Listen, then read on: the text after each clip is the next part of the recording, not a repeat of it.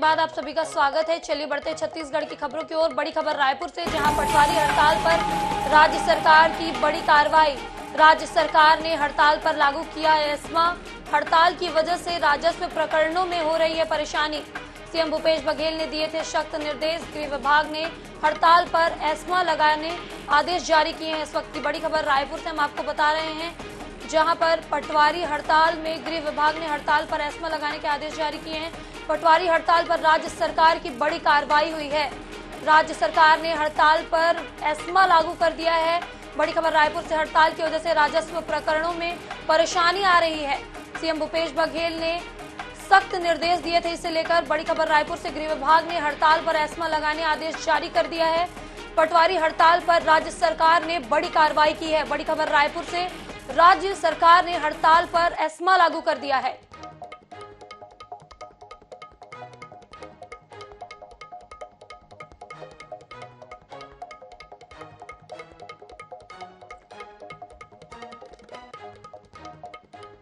केंद्रीय मंत्री गिरिराज सिंह रायपुर पहुंचे, जहां मंत्री गिरिराज छत्तीसगढ़ में आयोजित कई कार्यक्रमों में शामिल होंगे और मोदी सरकार के 9 वर्ष पूरे होने पर सरकार की उपलब्धियों को जनता तक पहुंचाएंगे।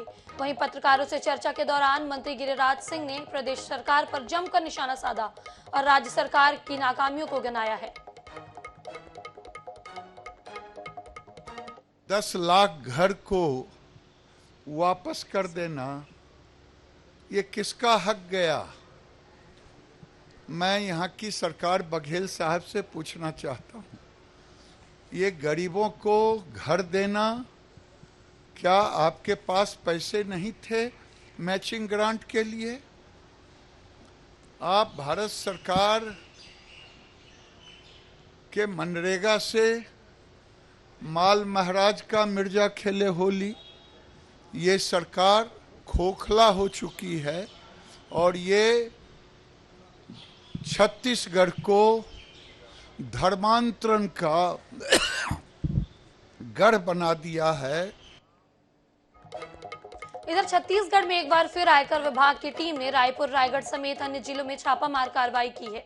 ईडी के बाद आईटी की कार्रवाई से प्रदेश में एक बार फिर सियासत गर्मा गई है।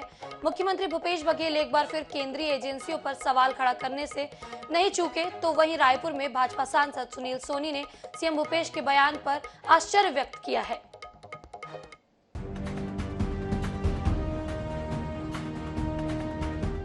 छत्तीसगढ़ में रायपुर, दुर्ग, रायगढ़ समेत अन्य जिलों में स्टील कोयला कारोबारी के ठिकानों पर इनकम टैक्स ने छापामार कार्रवाई की है। कार्रवाई में 50 से ज्यादा अफसर शामिल हैं, जो कारोबारियों के दफ्तर, घरों में दस्तावेज खंगाल रहे हैं। इनकम टैक्स की एंट्री पर सीएम भूपेश बघेल ने कहा कि ईडी के अधिकारी यहां परमानेंट रहने लग गए हैं। अब आईटी वाले आ रहे हैं, वे भी किराए के मकान देख लें। अब नजदीक आ रहा मैं तो पहले बोला था, देखिए ईडी के अधिकारी यहाँ परमानेंट रहने लग गए और अपने बच्चों के एडमिशन तक स्कूलों में करा लिए। समझ गए ना? पूरा मतलब फरवरी मार्च तक के, जब तक लोकसभा ना हो जाए तब तक परीक्षा भी हो जाएगा, एक सत्र तो हो ही जाएगा ना, तो बच्चों के एडमिशन भी करा लिए। अब आईटी वाले भी आ रहे हैं, वो लोग भी अपना यहीं थोड़ा ठिया हुआ देख ले किराए का मकान। इधर सीएम के बयान पर सांसद सुनील सोनी ने पलटवार किया है।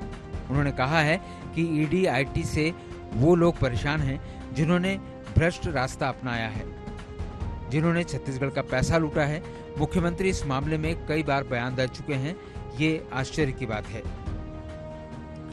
देखो, आईटी से वो लोग परेशान हैं जिन लोगों ने भ्रष्ट रास्ता अख्तियार किया है, जिन्होंने छत्तीसगढ़ का पैसा लूटा है। और स्वाभाविक है कि इस प्रकार की एजेंसियां जो देश के कानून में जो बनी है, वो इसीलिए बनी है कि देश को लूटने वाले, प्रदेश को लूटने वाले लोगों के पैसे को बाहर निकालें और उस पैसे से विकास करें।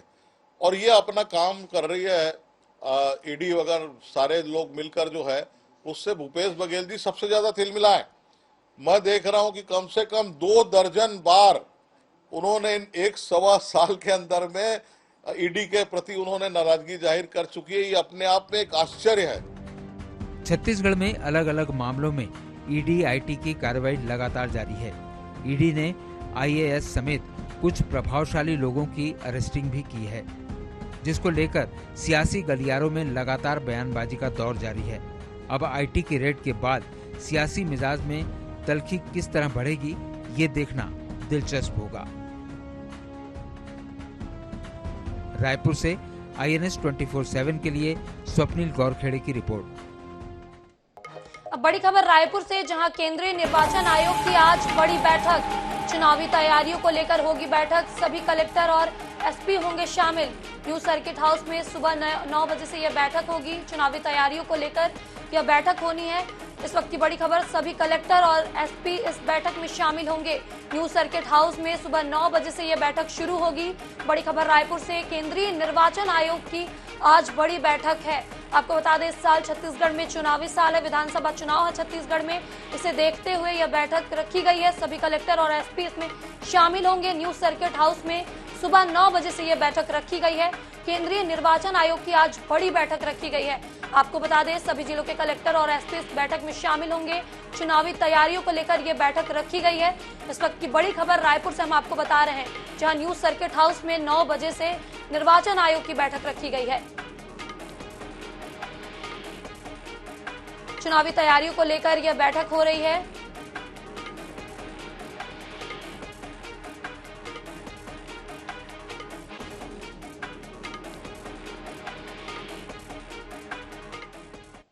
अब दुर्ग से बड़ी खबर, जहां कांग्रेस का संभागीय सम्मेलन आज। कार्यकर्ताओं को दिया जाएगा चुनावी मंत्र। प्रदेश प्रभारी कुमारी शैलजा होंगी शामिल। पीसीसी चीफ मोहन मरकाम रहेंगे मौजूद। सीएम भूपेश बघेल भी रहेंगे मौजूद। 15 जून तक 5 संभागों में होगा यह सम्मेलन।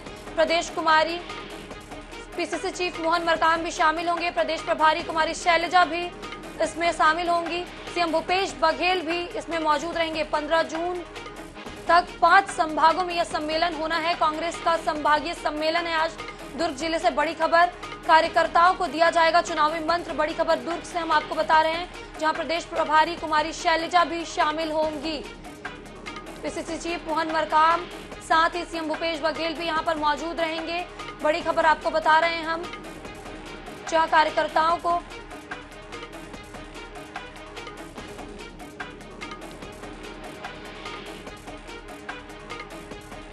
ग्वालियर से बड़ी खबर, जहां विवाह समारोह में लापरवाही बरतने का मामला आया सामने। समारोह में आया काफिला भटका था रास्ता। मामले में एसएसपी और SI line attach. Narendra Singh Tomar की बेटी का था विवाह। बड़ी खबर, मामले में एसएसपी और एसआई लाइन अटैच हुए हैं। केंद्रीय मंत्री नरेंद्र सिंह तोमर की बेटी का विवाह समारोह था। आपको बता दें, विवाह समारोह में लापरवाही बरतने का मामला सामने आया है। समारोह में आया था काफिला, भटका था रास्ता। मामले में एसएसपी और एसआई को लाइन अटैच किया गया है। ग्वालियर से इस वक्त की बड़ी खबर, केंद्रीय मंत्री नरेंद्र सिंह तोमर की बेटी का था विवाह समारोह। विवाह समारोह में लापरवाही बरतने का मामला सामने आया है। समारोह में आया काफिला, भटका था रास्ता। इस वक्त की बड़ी खबर भोपाल से, जहां मामले में एसएसपी और एसआई को लाइन अटैच कर दिया गया है।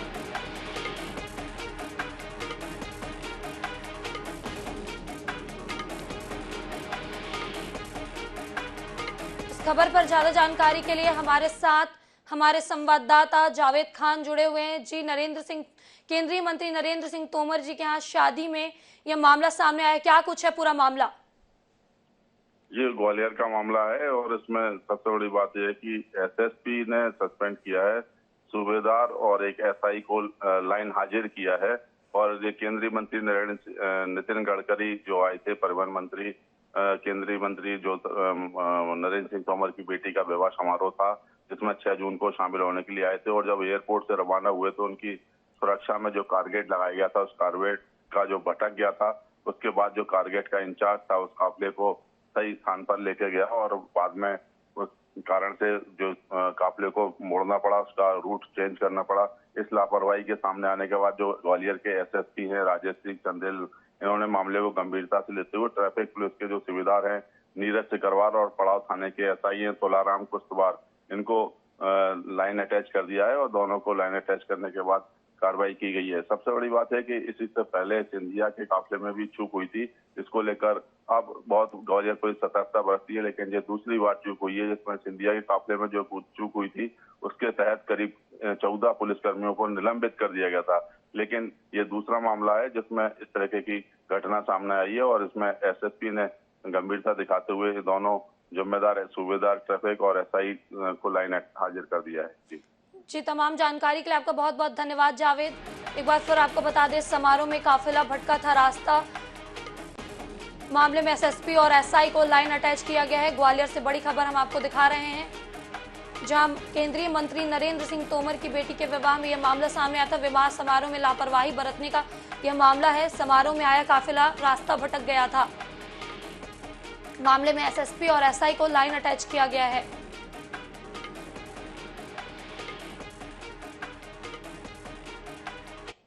इधर राजनांदगांव में शिवनाथ नदी के बाकल गांव में चल रही रेत खदान में अवैध बताते हुए वहां के ग्रामीणों ने इसके विरोध में मोर्चा तेज कर दिया है। ग्रामीणों का कहना है कि गांव में हो रहे अवैध उत्खनन के कारण पानी की समस्या से जूझना पड़ रहा है।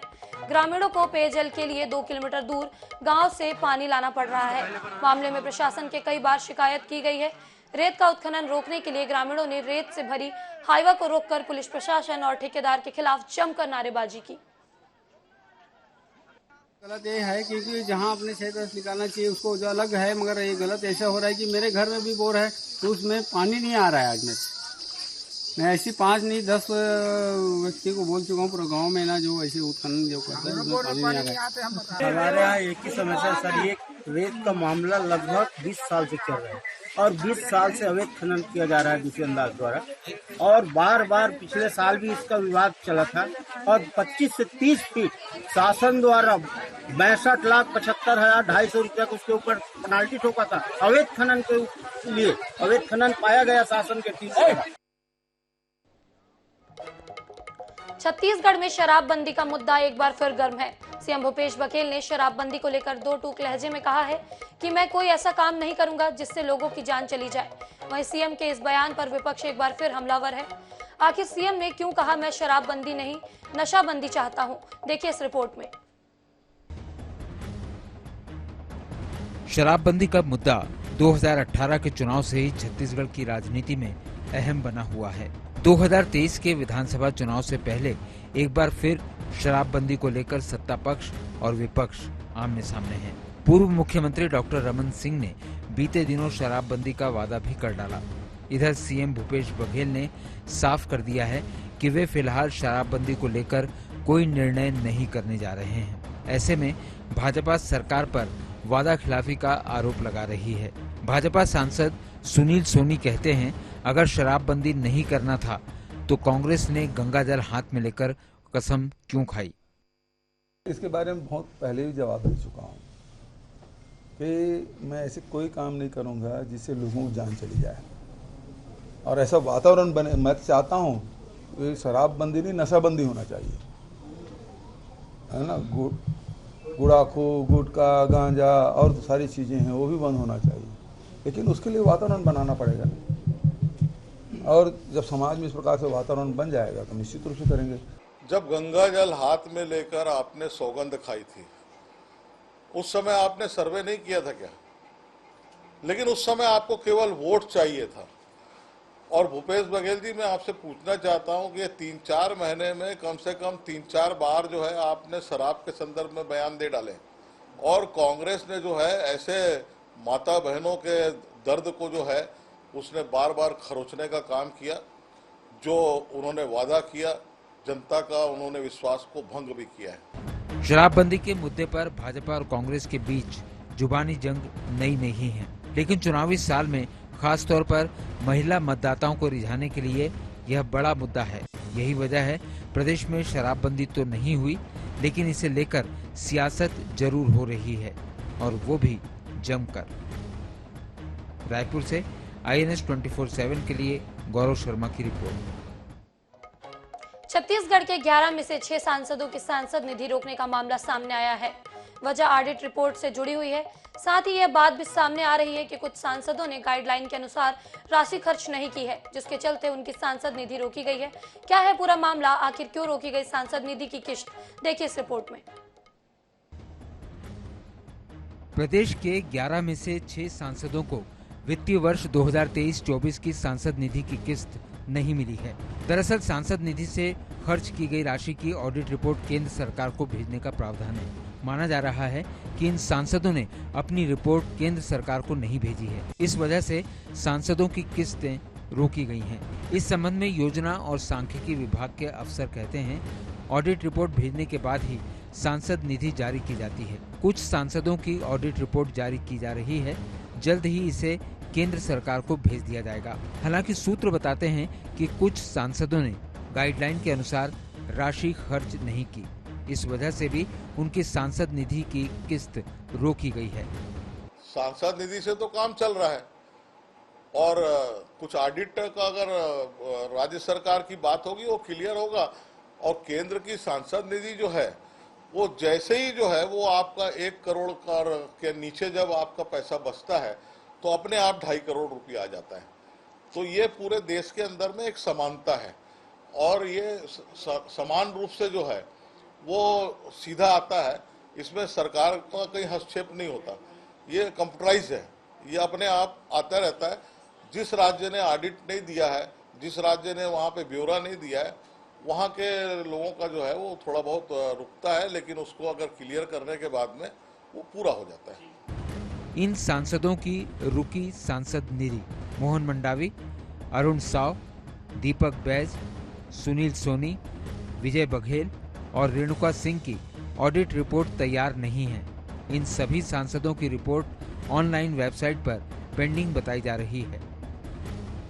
सांसद निधि का उपयोग क्षेत्र के विकास कार्यों के लिए किया जाता है।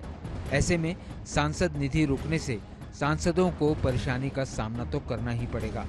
चुनावी साल में क्षेत्र की जनता से जुड़े विकास कार्यों की स्वीकृति में भी अड़चन आएगी। यही वजह है जिनकी सांसद निधि रुकी है वे जल्द से जल्द ऑडिट रिपोर्ट तैयार कराने की बात कह रहे हैं। रायपुर से INS 24/7 के लिए गौरव शर्मा की रिपोर्ट।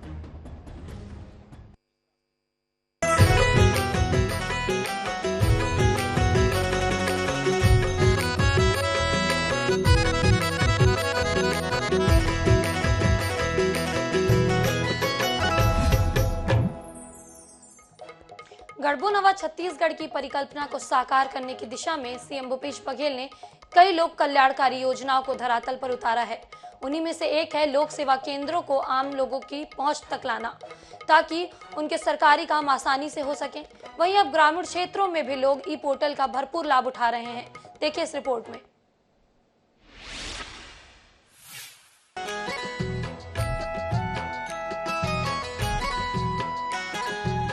भूपेश है तो भरोसा है, लगभग यह वाक्य अब हर छत्तीसगढ़िया के जबान पर चढ़ गया है और इसका कारण है भूपेश सरकार की जन कल्याणकारी योजनाएं जो धरातल पर उतर चुकी हैं और इसका सीधा लाभ आम लोगों को मिल रहा है। प्रदेश में शहरी और ग्रामीण क्षेत्रों में लोक सेवा केंद्रों का भी लाभ लोग आसानी से ले पा रहे हैं। यहाँ लोगों के ई पोर्टल से संबंधित सभी बड़े काम आसानी से हो जाते हैं और उनका समय भी बच जाता है। यहाँ आय जाति निवास, रोजगार पंजीयन, समूह पंजीयन, श्रम पंजीयन, दुकान के लाइसेंस है जैसे गुमास्ता है ना, और फूड लाइसेंस है, पैन कार्ड है, मतदाता परिचय पत्र है, हाँ, मतलब आदि सारी सुविधाएं हैं अपने लोक सेवा केंद्र में। और स्टेट स्तर पे अभी भूपेश सरकार द्वारा बेरोजगारी भत्ता का भी जो ऑनलाइन आवेदन किए थे, मतलब तो उसका अभी बहुत सारा आवेदन भी किए हमारे CSC के माध्यम से। लोक सेवा केंद्रों में दस्तावेज निर्माण प्रक्रिया काफी आसान हो गई है, जिससे लोगों को सरकारी दफ्तर में चक्कर नहीं काटना पड़ता है। वहीं उनके समय की भी बचत होने लगी है। लोग अपनी समस्या की शिकायत भी संबंधित विभागों में ऑनलाइन लोक सेवा केंद्रों के माध्यम से कर पा रहे हैं। इस पोर्टल का मुख्य उद्देश्य छत्तीसगढ़ के आम नागरिकों के लिए ऑनलाइन और आसानी पूर्वक सेवाएं मुहैया करवाना है। पलारी के ग्रामीण सीएम भूपेश बघेल को धन्यवाद कह रहे हैं। मैं यहाँ अपने लड़के के लिए PPT का फॉर्म भराने के लिए आया हूँ एग्ज़ाम के लिए, और काम मेरा हो रहा है, आसानी से हो रहा है। और प्रदेश सरकार मुख्यमंत्री काका भूपेश बघेल द्वारा कार्य आसानी से हो रहा है यहाँ। तो मुख्यमंत्री जी को क्या कहेंगे? धन्यवाद दूंगा उसको दिल से। मैं मतदाता परिचय पत्र बना रहा। तो यहाँ बनने से कोई परेशानी थोड़ी हो? नहीं, कोई परेशानी नहीं होती। नहीं, यहाँ तो काम ठीक होते। धन्यवाद बोला। ग्राहक सेवा केंद्र को खुल जाने से हम आम जनता को पूरी सुविधा हो रही है। इसके लिए मैं मुख्यमंत्री को बहुत बहुत धन्यवाद बधाई देता हूँ। कलेक्टर ऑफिस जाए की जरूरत नहीं पड़ते, वो काम यहाँ स्थानीय रूप से हो जाते, गाँव स्तर में हो जाते, समझ लो, जिला जाए की जरूरत नहीं है। ये सुविधा तो इसे बढ़िया शासन की सुविधा है, एक बार मुख्यमंत्री बहुत बहुत धन्यवाद है। भूपेश सरकार की पहल से लोक सेवा केंद्र एक जन कल्याणकारी केंद्र बन गया है, जहां लोगों की कई तरह की परेशानियों का समाधान आसानी से होने लगा है। INH news bureau.